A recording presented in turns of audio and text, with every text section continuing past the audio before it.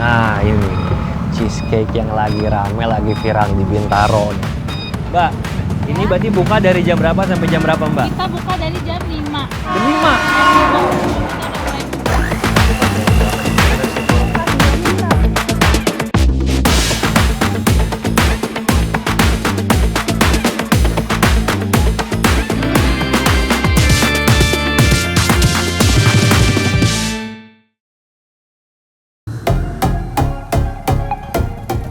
Cheesecake viral, baru juga buka di pagi hari, membeli auto antri. Siapa bilang cheesecake itu harus mahal? Kalau biasanya cheesecake identik dengan kue mewah harga premium, berbeda dengan gerai kaki lima yang ada di pinggir rel kereta api kawasan Bintaro Rawan Papan, Jakarta Selatan. Harganya ramah di kantong loh, Rp10.000. Nah ini cheesecake yang lagi rame, lagi viral di Bintaro nih. Mbak, ini berarti buka dari jam berapa sampai jam berapa Mbak? Kita buka dari jam 5. Jam 5? Jam 5? Sampai habis. Biasanya kita habis jam 8, jam 9 udah habis. Berarti cuman 3 jam 3 berarti? jam, paling lama kita 4 jam. Dan itu awalnya memang semua udah rame kayak gini atau Enggak, cheesecake doang atau awalnya gimana? hanya satu talas aja, cheesecake aja. Cheesecake doang awalnya? Cheesecake aja. Baru kenapa bisa sampai banyak gini Mbak? Karena kita berpikir kalau orang kesini tuh biar nggak cuma beli kue aja. Karena kan kadang sekolah pengen makanan berat, sekaligus pengen beli sarapan untuk anak sekolah, bekal kantor. Ada 6 varian kue yang dijual, mulai dari cookies dark choco, cookies velvet cheese, banana choco cake, burnt cheesecake, fudgy brownies, hingga carrot cake. Wah, jarang-jarang kan cake kekinian kayak gini dijual di pinggir jalan. Ini bisa tahan berapa lama Mbak? Ini bisa tahan 3 hari. 3 hari? Di luar kulkas 2 hari. Oke. Berarti langsung dari dibikin jadi langsung ditaruh di sini. Iya. Kalau nggak habis gimana? Karena kita nggak pernah nggak habis, selalu habis. Selalu habis? Selalu habis. Meski kedai Morning Person Cake baru buka bulan November tahun lalu, tapi karena konsep dan lokasinya yang unik, kue auto viral di media sosial.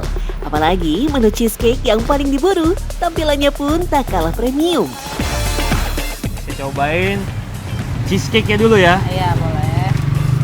Wah, dari tampilannya sih sangat-sangat menggiurkan nih. Dia lembut kok. Lembut banget ya. Ah. Cobain nih.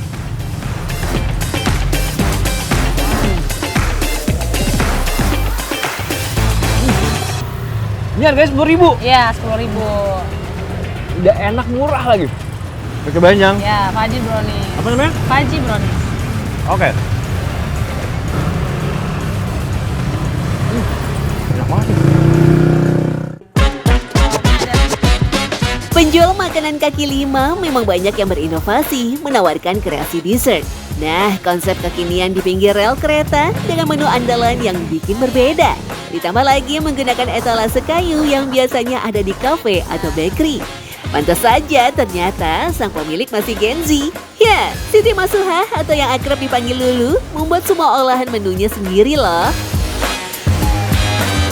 Pasti jadi pertanyaan semua orang nih Mbak. Dengan cheesecake seperti ini, kok bisa sih harganya murah?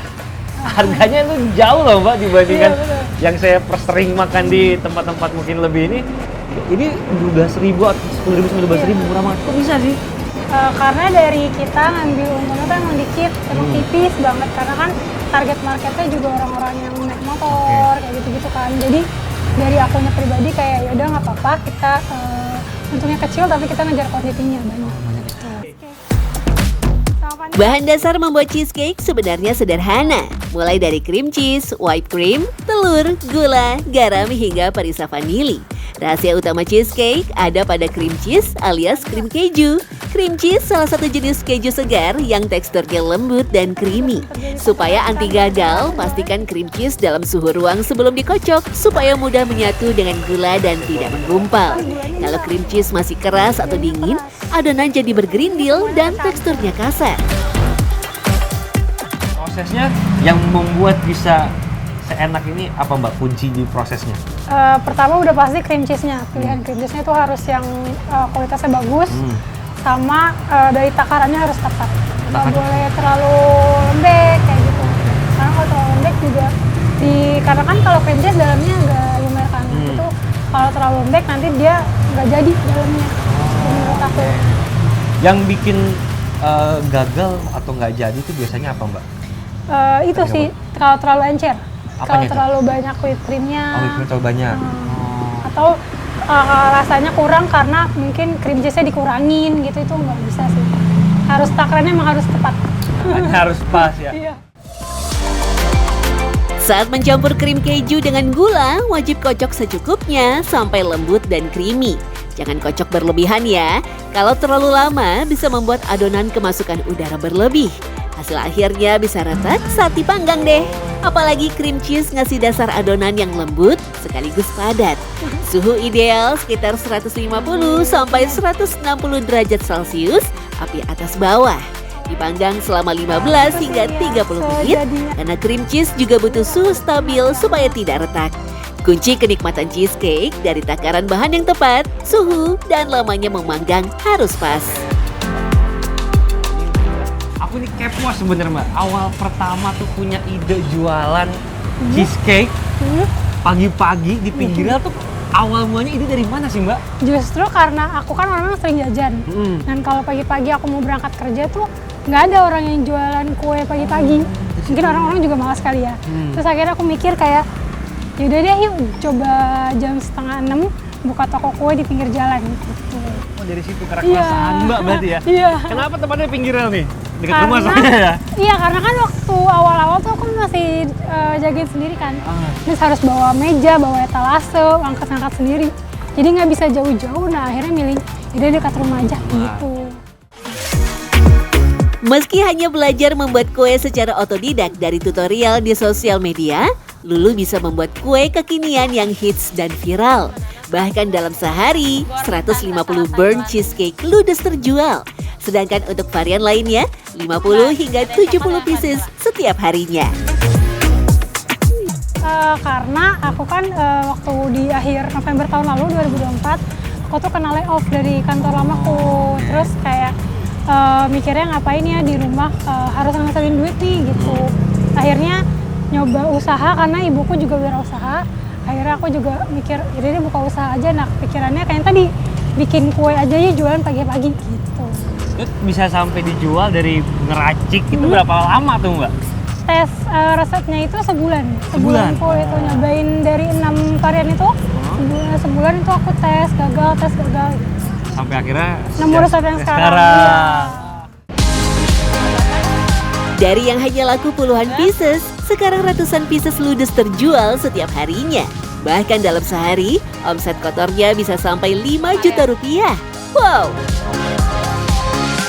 Yap, tak bisa dipungkiri, berbagai makanan dengan olahan berbahan keju memang dapat diterima dan digemari oleh masyarakat Indonesia, terutama kalangan Gen Z dan anak-anak.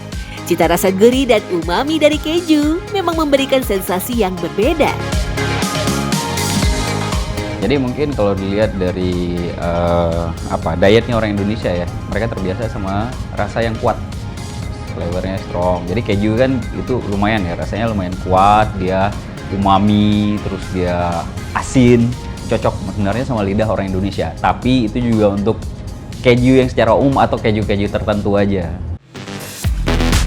Cream cheese, si keju segar atau fresh cheese, tidak melewati proses pematangan lama. Setelah terbentuk, cream cheese langsung bisa dikonsumsi. Berbeda dengan keju yang diproses dengan pematangan dari beberapa minggu hingga bertahun-tahun, sehingga rasanya tajam dengan aroma khas. Di pengolahan keju itu ada satu komponen namanya rennet. Rennet itu enzim sebenarnya. Itu yang bikin si keju itu curd, menggumpal dia untuk bikin keju keras. Misalnya seperti parmesan, seperti cheddar dan lain-lain. Nah, di cream cheese itu nggak dipakai dan dia nggak di-aging, gitu. Dia itu makanya dia soft dan dia itu lebih ke asam rasanya, nggak segurih keju keras. Dia agak beda, makanya dia bisa dipakai di dessert misalnya karena nggak terlalu savory. Wajar saja jika keju menjadi cukup akrab di lidah masyarakat Indonesia. Apalagi saat ini banyak banget makanan yang ditambahkan dengan keju ya. Terlepas dari itu, olahan cheesecake yang berbahan krim keju memang jadi dessert yang tak kalah nikmatnya dengan hidangan dessert lainnya.